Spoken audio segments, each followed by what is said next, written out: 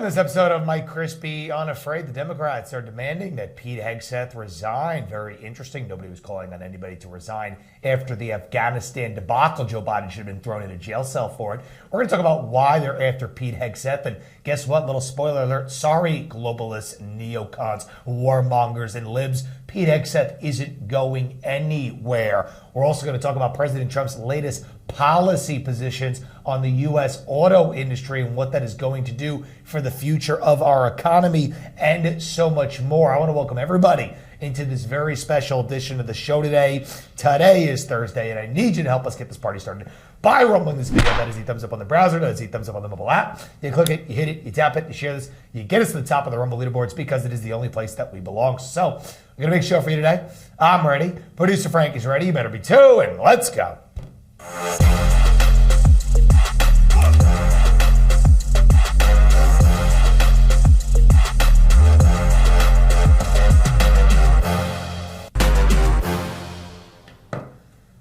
Hello, everybody. Mike Crispy here, coming to you live from New York on this Thursday. It is March 27th, and I am joined in studio by the one and only. He is the most based producer in the game, and you know what? I think he's so based, and I think that our administration is so based right now.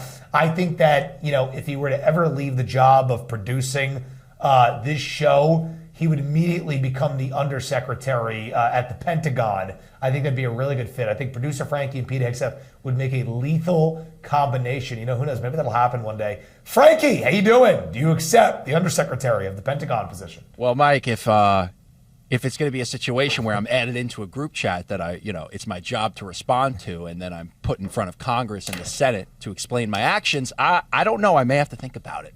I'll get back to you. Is that okay? I got to think. I actually think that if Frankie was setting up the signal chats and doing that kind of stuff, none of this would have ever happened. I mean, I think that, that's for sure. Okay, that's for sure. So, all right, guys, so we got a big show for you today, and we got a lot to talk about.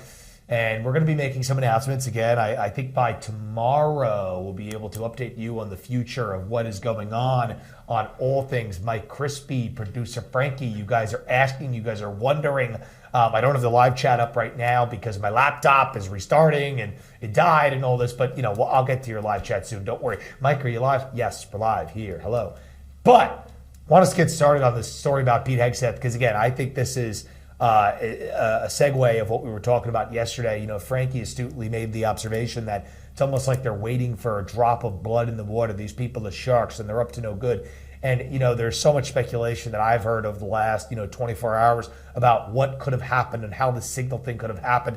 I was listening to my friend Owen Schroyer give his explanation for how it may have happened. And I listened to Frankie's explanation yesterday. And we were talking about how, these ops happen where people add you or add some contact in a phone. It's supposed to be a reporter. It's supposed to be a person and personnel, but it's a reporter's number, but they tag a different name.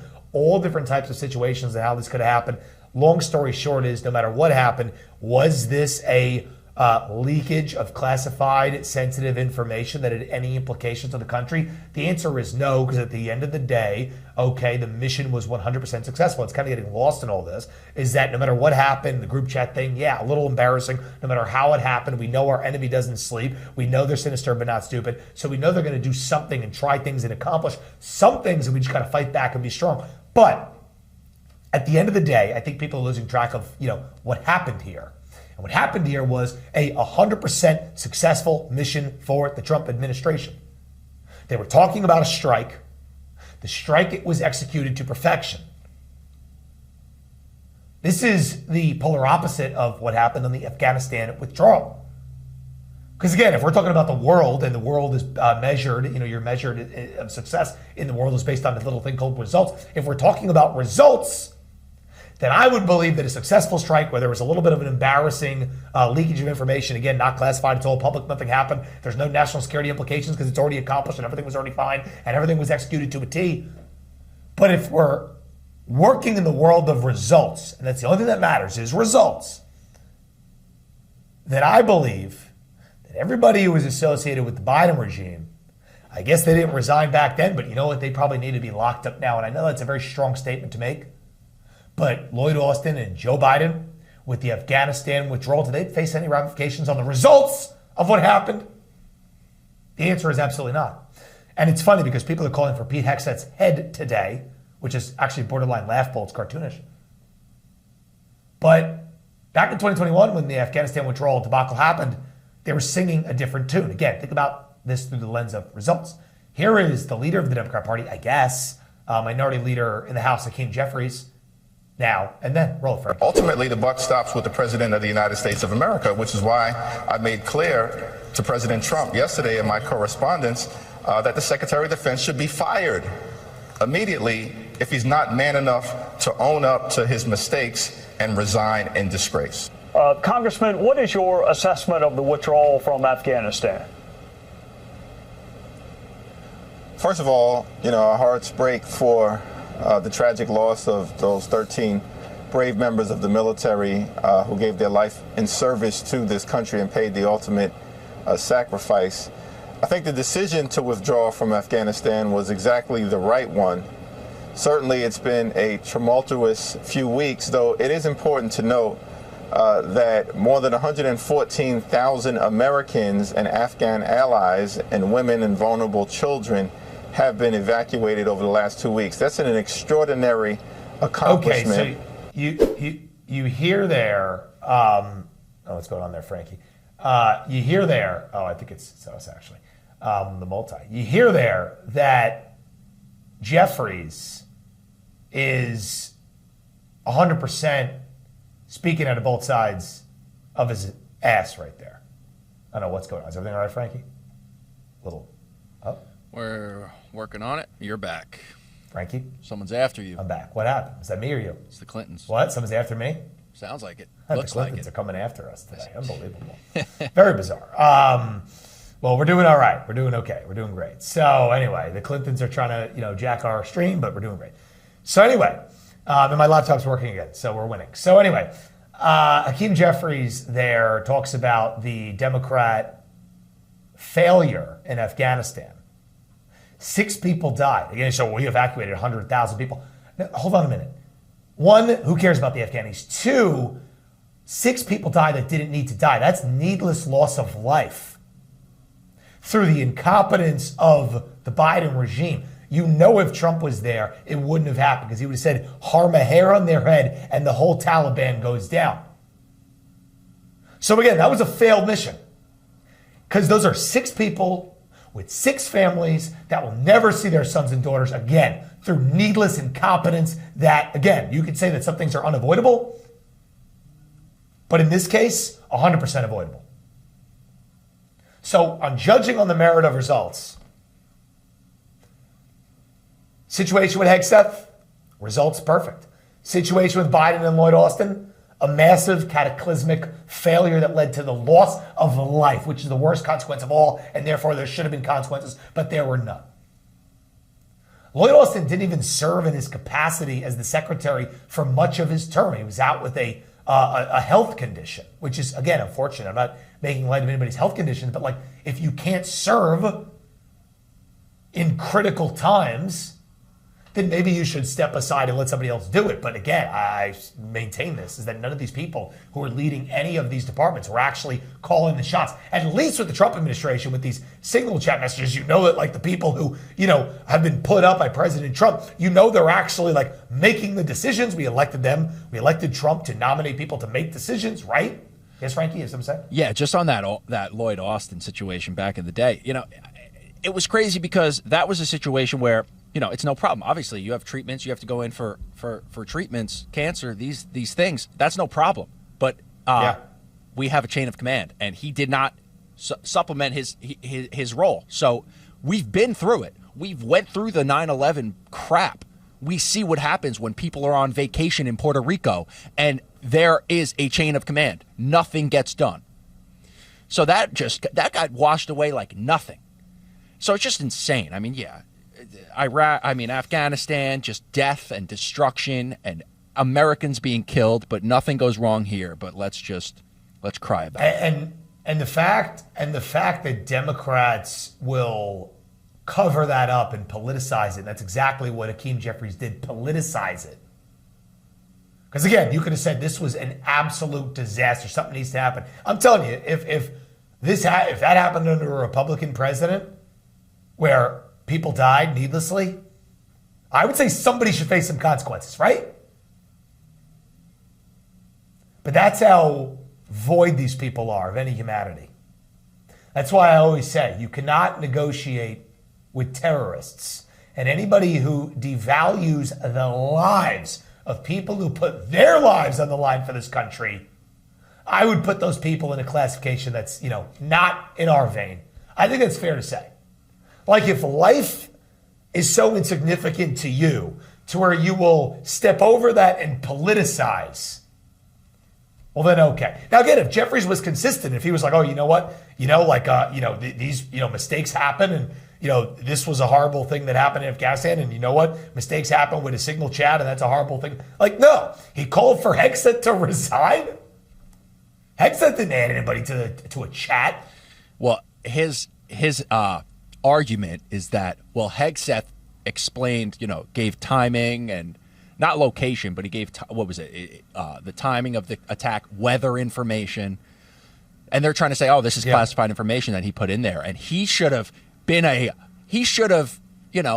psychic and known that one of these contacts are fake and that it's being forwarded to it's just a joke. It's a joke.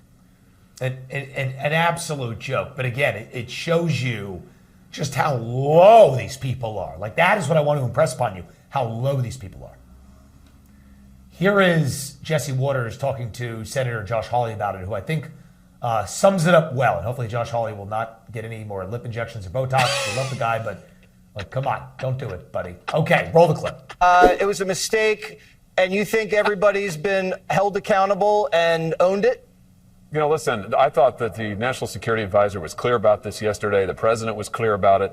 Some staffer who apparently set up the group chat, I assume that person probably won't be in charge of meetings anymore. At the end of the day, this strike was successful. There was no classified material out there. The strike was not compromised in any way. America is safer today because of the actions that President Trump took. The libs can't complain about that. So here we are. I would say case closed. And I don't like how they keep asking, was HEGSETH drinking? The last defense secretary was AWOL. He was getting surgery at hospitals and didn't tell anybody. The commander-in-chief was AWOL. He was a... Yeah, and so that sums it up, I think, perfectly by Hawley there. And the fact that they're randomly talking, it really is a messed up thing, Frankie. We got some clips about it on the circus that was yesterday on Capitol Hill. But it really is a disgrace when all of a sudden they start talking about Pete Hegseth drinking. Pete Hegseth was drinking. Like, what does that have to do with anything related to any of this? They just want to say it. It actually validates what Frankie said yesterday to the T. Like, they're just waiting for something so they can just attack Hegseth again. Because the Hegseth nomination is particularly a problem for the worst of the worst. And the worst of the worst are the people who put up the puppets that we see in Congress. Puppets like Jasmine Crockett. Puppets like other members you're about to see here in these next couple clips. But here's Jasmine Crockett yesterday. You tell me. These are the puppets. Roll it. About emergency management, and they don't care about free speech, all of which are harming American people. In fact, I'm going to skip off real quick because they have tried to come for you, Ms. Mayor, and I just want to clarify, you did not work for NPR when those statements were made, did you? That is correct, Madam. And to be clear, free speech is not about whatever it is that y'all want somebody to say. And the idea that you want to shut down everybody that is not Fox News is bullshit. We need to stop playing because that's what y'all are doing in here. You don't want to hear the opinions of anybody else. And the Constitution says Congress shall make no law respecting or establishing. Oh, man. All right, Frank. Yeah, all right. I can't hardly listen to it. It's like just listen to the lack of brain. Listen to those last two brain cells rubbing together trying to get a coherent thought. The cells are rubbing together. She's trying really hard, Frankie. She's trying really hard. We don't have soundproofing in the studio yet, so that probably sounded hard. But I just want you. I need a world where you're in the same room with this woman, about 8 seats to the left or right, and I need you to eviscerate. I need evisceration, Mike. I can't hear her. Hey, Jasmine. Guess what? NPR and PBS are funded by tax dollars. Fox News is not. They are an independent media organization that survives because people, pay money because it is a profitable vehicle in a free enterprise. And PR and PBS only exist because people like Mike Crispy and producer Frankie, who pay taxes. I bet you Jasmine Crockett, I don't know what her tax history is, but I bet you a lot of her constituents don't even pay taxes. We fund that. So it's a very distinct fundamental difference. You trying to shut down anything that's not Fox News? No. You know what? We're not trying to shut down CNN. Again, CNN has a business model where they exist in the free world. Again, it's funny, they exist because they got pharmaceutical companies that are basically paying them money. I mean, that's actually another thing. RFK Jr. is actually actively trying to eliminate that. And when that actively gets eliminated, where pharmaceutical companies can't advertise anymore on television, which isn't something out of the blue, by the way. This is something that, yes, Frankie? No, this is incredible. Sorry, I didn't mean to scare you. Yeah. So yeah, don't scare me like that. I thought technical. But I'm thinking, goodbye, MSNBC. That's what. Yeah, they're done. They're MSNBC is absolutely going to be done, because what's going to happen is that if the big pharma companies can't advertise anymore, they only advertise on those networks and pay them the money. So the hosts say exactly what they want them to say, and then they carry out a narrative, that creates this false affirmation loop, that makes everybody feel good about not so good drugs. Does that make sense? Oh yeah. So when that goes away, yeah, that'll actually do them in. But I wonder how Jasmine Crockett's going to defend that one. No. Big Pharma should be able to pay the millions of dollars to co-opt the host to say whatever needs to be said. But again, these members of Congress, Frankie, they will say whatever they are told to say. Zero evidence of Pete Hegseth drinking. It's laughable. It's cringeworthy. But these feckless, nameless, weak, low intellectual members of Congress will put it out anyway. And they'll try to act like tough guys and tough girls, but you just cringe when you hear it. You just cringe, right, Frankie? Yeah.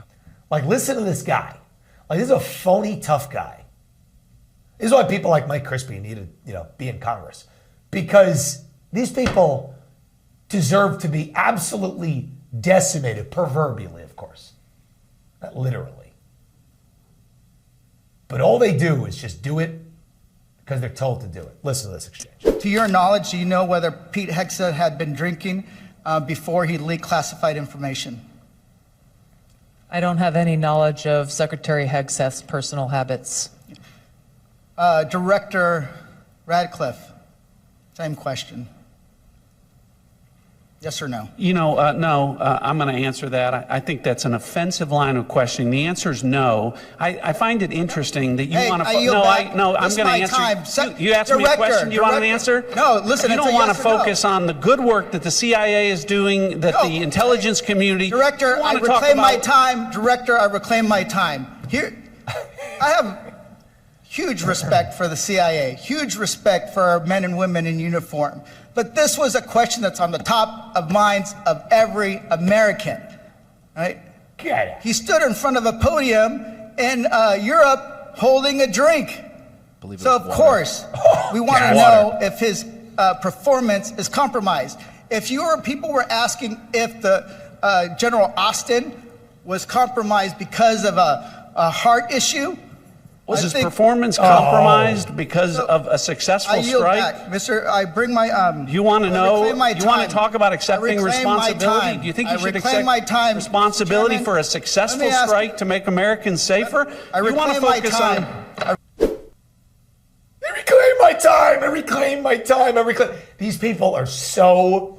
It's funny. The members that the Democrats are putting up, the people they're putting up, are getting dumber. Because you just hear a petulant child there who repeats the same phrase he's told to say when he wants to obstruct the successful narrative being conveyed by a competent adult, Radcliffe. And this guy Gomez, this member of Congress, who just screams, reclaiming his time, so Radcliffe doesn't land the blow that Gomez knows he's not capable of responding to. That's what it is. It's on the top of mind of every American. Really? No, I don't think so. Successful strike is what happened. There's no evidence that Pete Hegseth was drunk in the chat. Seemed pretty fine to me. And there's 0% chance that Pete Hegseth added anybody to the chat, okay, as the secretary. So, by the way, how is Pete Hegseth in the middle of this? The answer is that the warmongers and the people who want the war are paying him to say that. Yes, Frankie, sorry. This is the image that they're talking about, bro. It's water. Like, he's taking a sip of water during his speech in Europe. He had a drink. Not even kidding. It's unbelievable. It is that the Pete Hegseth drunk hoax is getting up there with Russia hoax. Like, people walk through a velvet rope. Old people walk through a velvet rope on January 6th. They call it an insurrection. Pete Hegseth drinks a glass of water and they go, "But was there vodka in the cup?" Like what? It's actually so bad. They got nothing. Here we go. Here's Radcliffe continuing on. School's in session. Roll, Frank. You know, there's so much talk about this Atlantic article and about things that were said and that could have happened instead of a focus on what did happen. So my responsibility as CIA director, one of its responsibilities is to kill terrorists. And that's exactly what I did along with President Trump's excellent national security team. That's what we should be focused on. With regard to that article, I also would appreciate the opportunity to relay the fact that yesterday I spent 4 hours answering questions from senators as a result of that article that were intimating that I transmitted classified information because there were hidden messages. Those messages were revealed today and revealed that I did not transmit classified information and that the reporter, who I don't know, I think intentionally intended it to indicate that. That reporter also indicated that I had released the name of an undercover CIA operative in that signal chat. In fact, I had released the name of my chief of staff, who is not operating undercover. That was deliberately false and misleading, and I appreciate the opportunity to reflect that my answers haven't changed. I used an appropriate channel to communicate. It is absurd what they're doing right now. It is absurd. All right, guys, we're going to take a quick break. We'll be right back with so much more. Do not go anywhere. All right, Frankie, we roll on here. We roll on.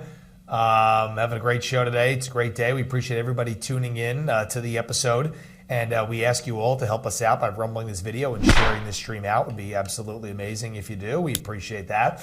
And I want to thank our sponsors of the show who are making it possible. And our sponsor of the show, OFP Farms, is our big sponsor today. Guys, heading over to OFPFarms.com right now. Use promo code CRISPY for 15% off your order. Guys, OFP Farms is your one-stop shop for many of the things you need in your household, in your bathroom. Soaps, lotions, lip balms, beard oils, you name it. They even got this magnesium amazing cream that you can rub that does pain relief. It's phenomenal. And the ingredients are all natural. They're made from the fundamental ingredient called goat milk, okay? Goats raised on a loving farm by our amazing friends at OFP. Okay, we love them so much, and we are so appreciative of their support of the show ongoing. So, guys, please head over to OFPFarms.com and use that promo code CRISPY for 15% off your order.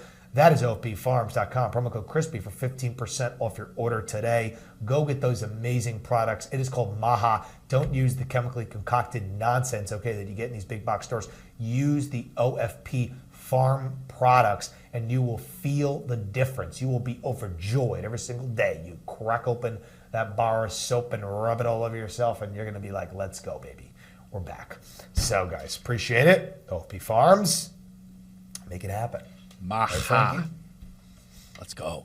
We're ma-high, okay? And also, guys, please go ahead and go to Brightcore, okay, guys? Go to Brightcore. And go get Revive from Brightcore, okay? Brightcore is a multi-collagen supplement, okay, that has absolutely phenomenal health benefits. People are all dealing with these problems when they ache and pains, and they got thinning hair when you get older. But guys, Brightcore is phenomenal. It has 5 types of collagen, and that is what your body needs naturally, okay, to get your health back in order. So guys, go to mybrightcore.com right now and use the promo code MikeCrispy at mybrightcore.com/MikeCrispy, and you will get 25% off your order, or call them at the number on your screen to get 50% off. Frankie, let's roll back into it. I love it, Mike. And for Liberty and people in the chat saying, buffering, no stream. It's not us. We're looking beautiful. Yeah, no, Rumble. There is a Rumble problem today. I could tell something's going on. All right, it's not us. On in 5, 4, 3, 2, 1. Hey, welcome back to the show, everybody. Mike Crispy here. I want to touch on President Trump and what is going on in the auto industry right now. I tell everybody in the business community that these are what we call necessary course corrections to get our country back on track. People who want to complain about a little bit of stress right now in our trade relationships with other countries are not seeing the forest through the trees, as they say. We've been ripped off for a very long time. Why is it fair that foreign countries charge us, 10% to put cars in other countries, but when we bring it into our country, we charge them 1% or 1.5%. These are real numbers. Why is it a 10x amount of money that we have to pay to put our products in their country, but when they send it to us, it's 10x lower? Then multiply that by millions and millions of cars being imported, extrapolate that with totally different industries and imports and exports. The United States is the #1 consumer in the world. Why are we paying the most to put our stuff in other countries when we buy the most from all the other countries? It's a very basic concept of economics, but it was implemented by globalists who sold out our country so we can become weaker and more watered down to be part of this globalist new world order. That's really what it is. President Trump understands that. He's fighting it. It's not easy. It's not the easy thing to do. We could probably just sit back, kick his feet up, and claim that he's doing good things and kick the can down the road. But he cares. He loves his country and wants to change it once and for all. So he announced this very important. Frankie, roll it. And this is very modest. And what we're going to be doing is a 25% tariff on all cars that are not made in the United States. If they're made in the United States, there's absolutely no tariff. We start off with a 2.5% base, which is what we were at, and we go to 25%. And basically, as you know, and as you've been seeing, not reporting as accurately as it should be reported because it's a massive story. Business is coming back to the United States so that they don't have to pay tariffs, and I think. So you see there, Trump announcing the auto tariffs, and then here is where he proposes a solution. Okay, again, you have a problem, you implement a measure to correct the problem, and then now it's on Congress to act. Here you go. We're trying to get approved, if we can. If you borrow money to buy a car, you're allowed to deduct interest payments for purposes of income tax, but only if the car is made in America. So if the car is made in America, you get a loan, you can deduct the interest. That's a big saving. A lot of people in that part of the world, in terms of buying cars, a lot of them don't think in terms of deductions. People that think in terms of deductions are very wealthy people, but people are going to start understanding what a good deduction is all about. So when you get a loan to buy a car, and I think it's going to pay for itself. I don't think there's any cost. I think you're going to have so many cars built. But you're only going to get that deduction of interest if the car is made in the United States of America. So I love it. I love it. It is actually genius. This is something that we have never seen before. This is going to stimulate the American economy. It's going to stimulate the American auto industry. It's going to force foreign countries to become more competitive. And then it's going to force those countries, that have these massive companies making cars in the foreign countries, it's going to force them to have pressure back and forth to make a better deal with the United States of America because, again, we're the #1 consumer on the planet. These foreign car companies don't exist without the United States. That is why what Trump is doing is absolutely brilliant. All right, now we have a very special segment from a very special friend and partner. Frankie, take it away. All right, welcome back to the show, everybody. Mike Crispy here. Oftentimes we're talking on this program about the influence of the CCP and the way in which they infuse propaganda into our cultures, the way in which many of our politicians and figures in pop culture are bought off by these horrible people that we know really weren't getting stood up to until President Trump started to do something about it. But there is a battle, for culture, for information, for getting the proper word out. And many people have heard of Shen Yun. I mean, I see the billboards when I'm driving on the New Jersey Turnpike. And, they're doing an amazing job of fighting against this narrative and what the CCP is doing to negatively influence and impact our people, right? Our young people, our impressionable people. So Shen Yun is on the forefront against that, okay? Promoting real Chinese culture. And joining us to talk about it, our friend Levi Browdy, Executive Director. And Levi, I wanted to just ask you here, what are your initial thoughts on, you know, the Hollywood stars and celebrities, okay, that are in bed with China, and just talk a little bit about what you're doing and why you think Shen Yun is banned in China and constantly attacked, even on U.S. soil. What have you guys had to overcome to kind of put this thing up and get this thing rolling? Just introduce it to the people a little bit. Sure. So Shen Yun Performing Arts was founded by people who practice Falun Gong, which is this Buddhist-based spiritual practice from China that for the last 25 years has been horrifically persecuted there. Millions of people detained, torture is rampant, death by torture is rampant. They started here in America, Shen Yun Performing Arts, with the idea of to revive the traditional Chinese culture, put it on stage and share it with the world, the culture that the Chinese regime has been trying to destroy since it took power in 1949. Beijing doesn't like that. And so since its inception, this company has been hounded. They've been trying to sabotage it, silence it, pretty much everywhere they go. Theaters all around the world get pressure from Chinese diplomats, from thugs, from proxies. Local government leaders get pressure, all trying to cancel and silence the show. It's very pervasive all around the world. So why do you think the current CCP regime is so intent on silencing it? I mean, what are they promoting for people at home who really don't know about the stuff? They just know that, you know, obviously China is a, you know, adversary of the United States in the current form, ripping us off in many fashions, ripping off our intellectual property, you know, making it hard for us to, you know, do things around the world. People really didn't even realize that, I don't think, Levi, until, you know, President Trump started talking about it. But just talk about the difference here, right? The paradigm on both sides. Like, why are they so intent on suppressing what you guys are looking to put forward? Yeah, I mean, I get that question all the time. It's like, it's just a dance show. What does Beijing care? So there's really, it comes down to two reasons. One thing is you know, when the communists took power, they really were trying to instill Marxism on people. And one of the main things they had to do was sort of dig out and destroy and discredit the rich cultural history that's been the legitimate, authentic culture of China for 5,000 years. A deeply profound culture, a spiritual culture. So that's what they've been trying to do. Enter Shen Yun. Shen Yun looked at that and said, we're not going to let this culture die from the face of this earth. We're going to revive it. We're going to put it on stage. We're going to share it with the world, because they felt, you know, there are a lot of cultural treasures, values, principles that the show, everyone can benefit from the show. And so they do that, and by doing that, they're demonstrating what China was before communism, and of course the implication is what China could be after communism, how wonderful China is, and it's showing that the current Chinese regime is not the legitimate shepherd of the Chinese people, its culture, or really the nation. And Beijing does not want that message being seen around the world. But there's a second thing that really irks the Chinese regime, and that is the company was founded by Falun Gong. They spent 25 years trying to convince the world there's something really wrong with Falun Gong, there's a reason to persecute it.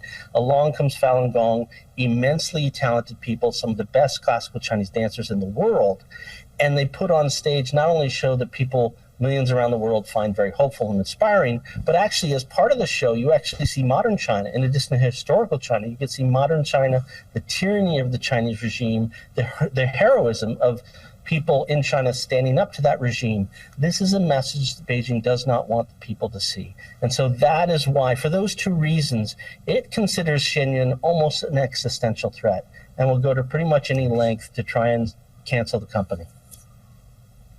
Kind of reminds me of, like, you know, America the last 4 years, you know, under Joe Biden, a regime that didn't want certain elements of culture to be out there. Obviously, you know, in China, the situation's a bit more dire because, you know, you have literally an autocratic regime and that's running the country.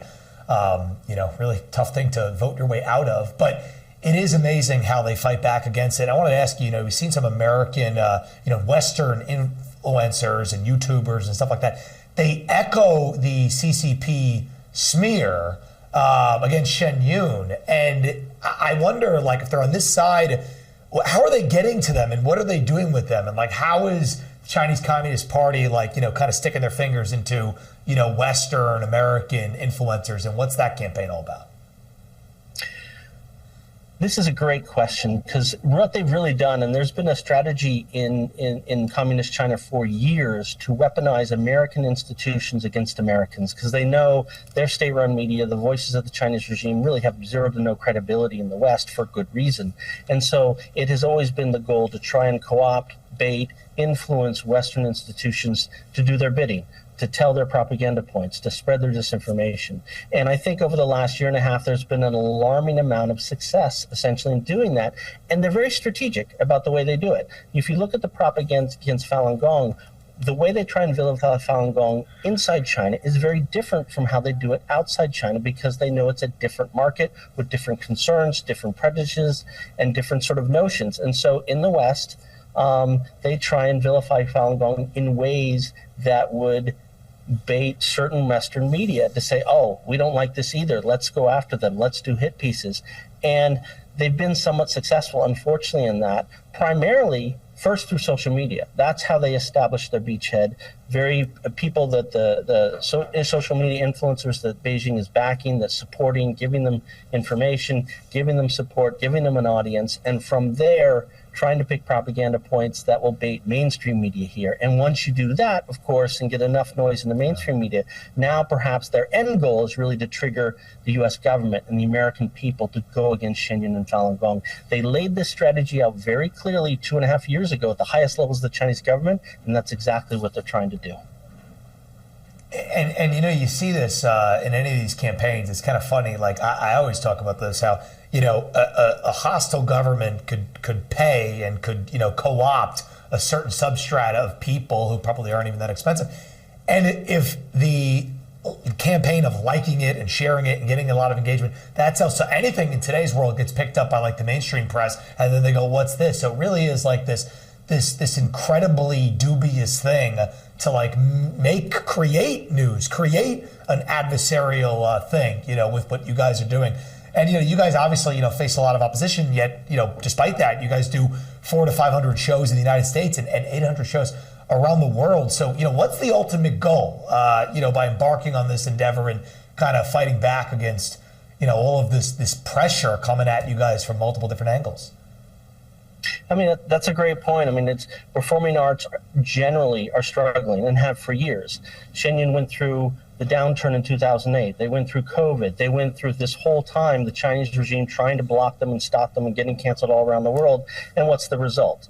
Shenyang started with one company in 2006. They now have 8 companies that travel the world simultaneously every year across 5 continents, performing almost 200 shows. That shows it's resonating, and it's resonating not just one country, one group of people, it's resonating universally. And I think, when you look at the substance of the show, that's the answer. It really is, yes, on the surface, it's Chinese culture. It's authentic culture and bringing back those values and those sort of principles.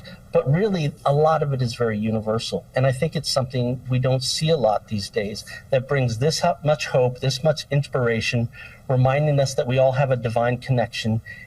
People love it. And I think that is no accident, because inside Chinese culture is something that resonates with many people. And I think the goal, to answer your question, is to make sure this company continues to grow and continues to put classical Chinese dance on the world stage for people to see, because we really need something like this. There's a lot of tribalism and darkness and depression and all kinds of awful things in the world, and this is something that's truly uplifting. It's like you take the Sistine Chapel and you turn it alive, and you can watch the characters and the colors and all the wonderful messages in that, and put that on stage and send that around the world. That's kind of, a Chinese version of what it's like, and I think we really need that. And I think people are showing that they need that and they want that. So, and obviously, to people watching, anybody rational, they go, no, that's a beautiful thing. But the New York Times, I mean, directly went at you guys, and obviously we know New York Times. We know there's a lot of dark things that go on with them and the influences there. But just talk about why you think that happened, the response, what they said, and just why you think the New York Times, of all outlets, right, one of the biggest ones in our country, why they would come after, what the basis was of it, and how you respond to that. Yeah, I mean, this is a very troubling phenomenon. Look, I'm not in the back rooms in the New York Times when those decisions are made. I think what we can do is look at some very obvious factors and trends that we see. And one is, for 25 years, they have been terrible at trying to cover the persecution of Falun Gong in China. They've really got a Falun Gong problem. And they've ignored the persecution by and large. They've adopted CCP framing when talking about the Falun Gong issue by and large. And they've never spent nearly this amount of time and resources on a Falun Gong related issue, despite 25 years of genocidal activity in China, until these stories of Shen Yun. So the dedication of time and resources is very troubling. The second thing that's very troubling is they're doing it now. We know at the highest levels of the Chinese regime that about 2 years ago, they recognized they failed to squash the Falun Gong diaspora. They failed to destroy Shen Yun, and they needed to escalate the campaign dramatically to try and finally stamp out Falun Gong globally. That's their words, not mine. And right as they're implementing this campaign globally, what's happening?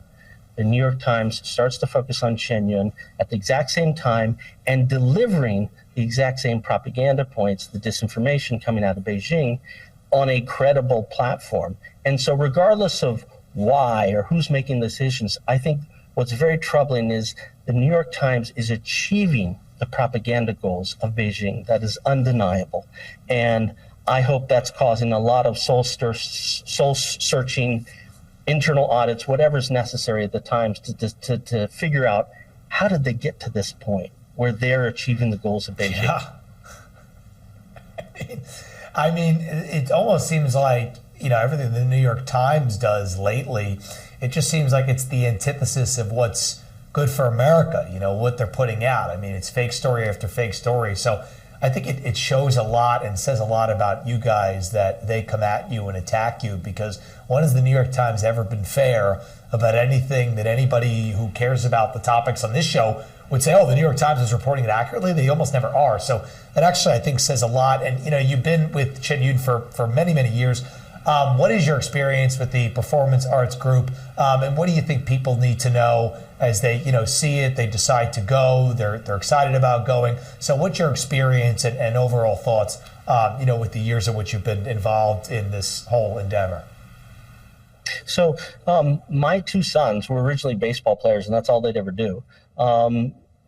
Via their friends, got involved with classical Chinese dance, which is a very vigorous and it's a sort of a combination of dance and martial arts in terms of a discipline. They got involved with that many, many years ago, and they went through the training. There's two schools that are affiliated with Shen Yun, fully registered with the New York State, but they train, they specialize in this discipline. My sons went through that whole program. They now dance with Shen Yun.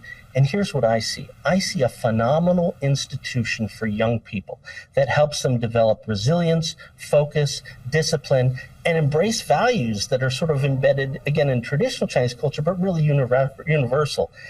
They mold and they create exceptional young people. And that's actually that's the main thing I cared about. I really didn't care whether they're going to dance or not. I love this institution, what it did from an educational standpoint and from a standpoint of really cultivating great young people. And that's what I see. And that's what I think is the real tragedy of the New York Times, is it completely turns day to night and turns that whole narrative on its head. And so that's the thing that is personally for me very troubling. The result, of course, is as you'd expect, is what the audience experiences is these disciplined, well-intentioned, very fine young people on stage deliver a performance that almost never, people just are not used to, they've never experienced before. It's in sync, it's refined, it's on point, it's perfect, but the message behind it is so hopeful and so inspiring. And it's great to see young people involved in something like that and touching people all around the world with something like that.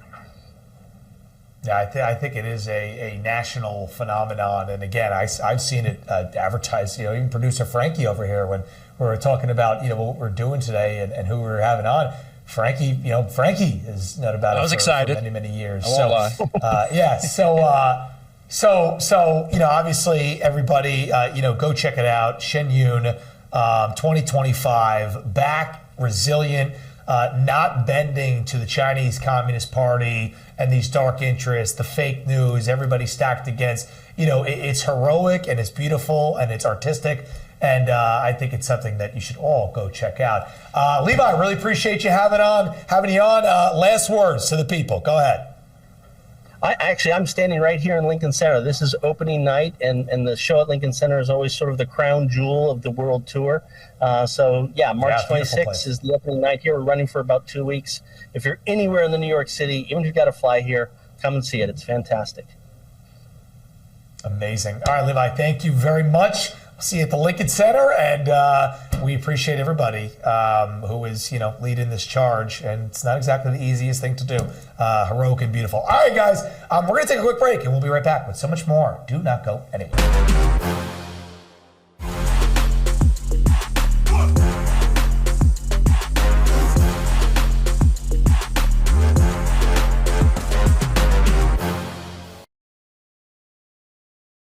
Swollen limbs, joint pain, inflammation, skin aging, and cognitive decline. These are just a few of the awful side effects that you can experience due to poor blood circulation.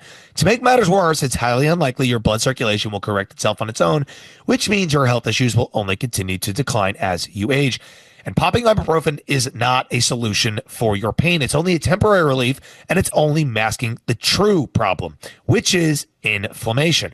Right now, you can go to getkrill.com/unafraid to learn how to get a special free shipping offer just for being a listener of this show. New research proves there's a potent deep-sea nutrient tucked away 73 miles off the Antarctic coast, which is the key to improving your blood circulation. Researchers are saying that this Antarctic super nutrient, if you add it to your diet, is phenomenal. It has omega-3 fatty acids, but not just any form of omegas. These particular omega-3 fatty acids are sourced from wild-caught krill. The omega-3 content from krill oil has been shown to support healthy blood pressure, circulation, brain health, as well as reduce inflammation, swelling, and joint pain. The benefits go on and on. In fact, some people report it outperforms name brand pain relievers. And it doesn't even have dangerous side effects that things like ibuprofen does. Better yet, for a limited time, you can grab Native Path Antarctic Krill oil for as low as $19 a bottle. Just go to getkrill.com/unafraid right now to get your special offer. That's getkrill.com/unafraid. GETKRILL.com/unafraid to get your special offer. Thank you for tuning in.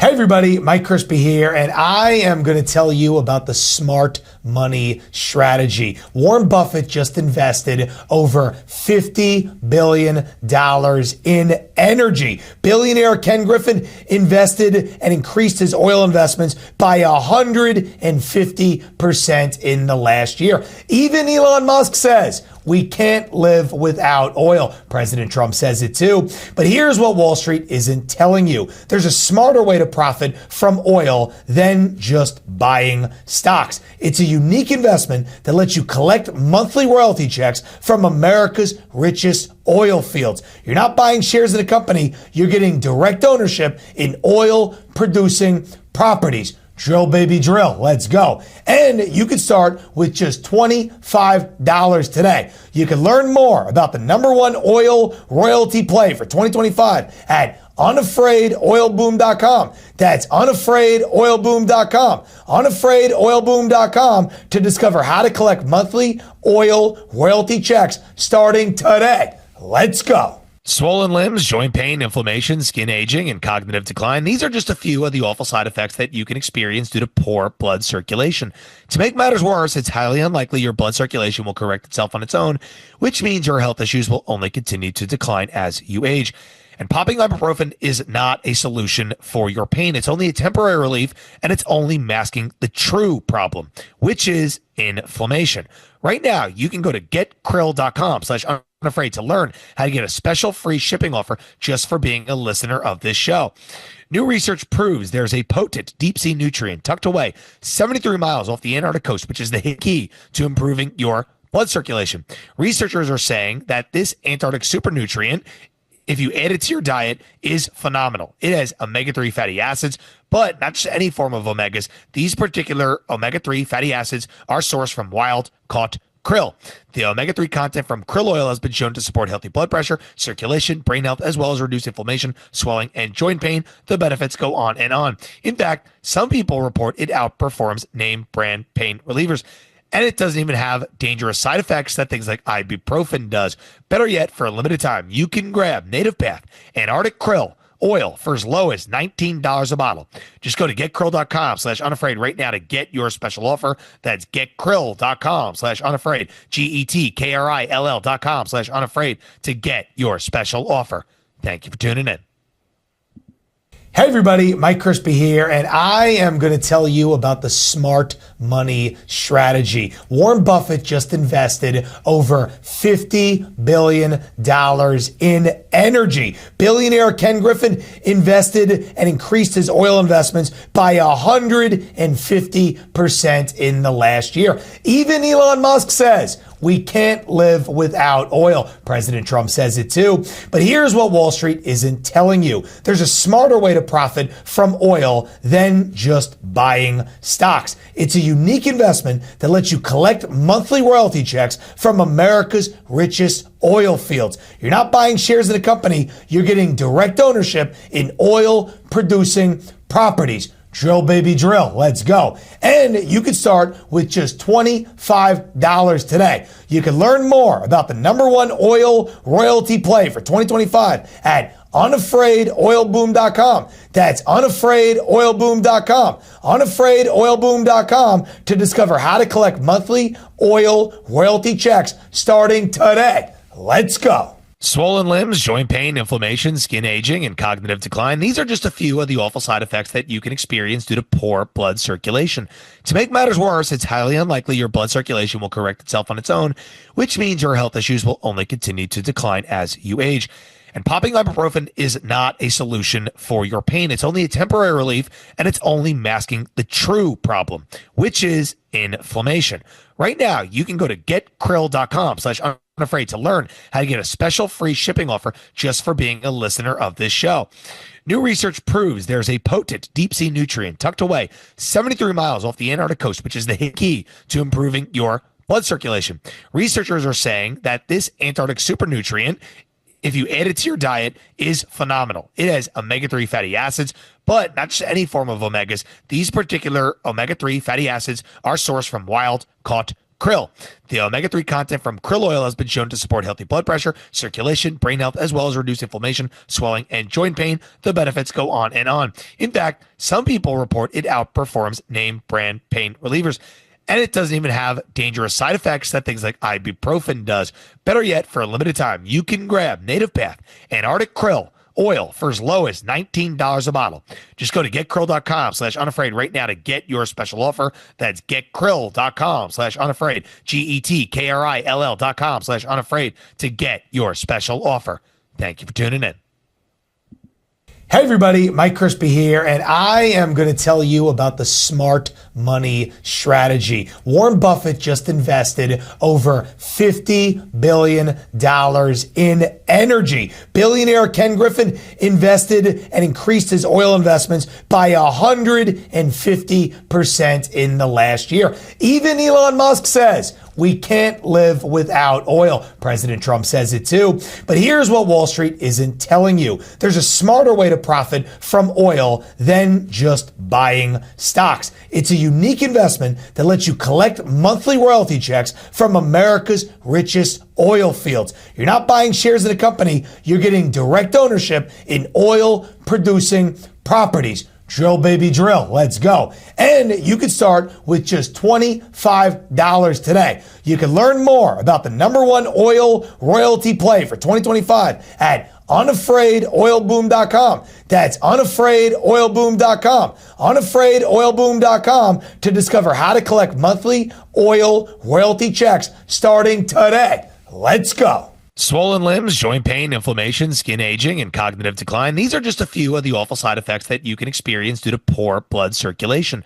To make matters worse, it's highly unlikely your blood circulation will correct itself on its own, which means your health issues will only continue to decline as you age.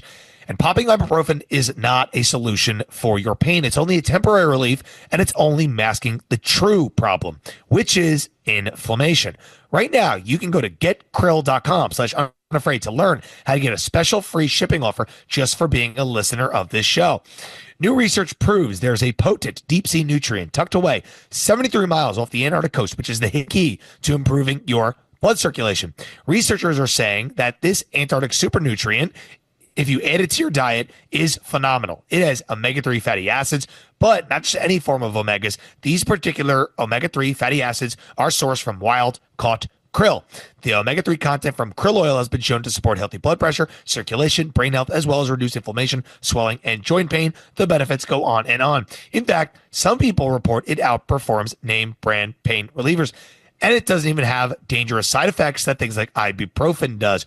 Better yet, for a limited time, you can grab Native Path Antarctic Krill oil for as low as $19 a bottle. Just go to getkrill.com/unafraid right now to get your special offer. That's getkrill.com/unafraid. getkrill.com/unafraid to get your special offer. Thank you for tuning in. Hey everybody, Mike Crispy here, and I am going to tell you about the smart money strategy. Warren Buffett just invested over $50 billion in energy. Billionaire Ken Griffin invested and increased his oil investments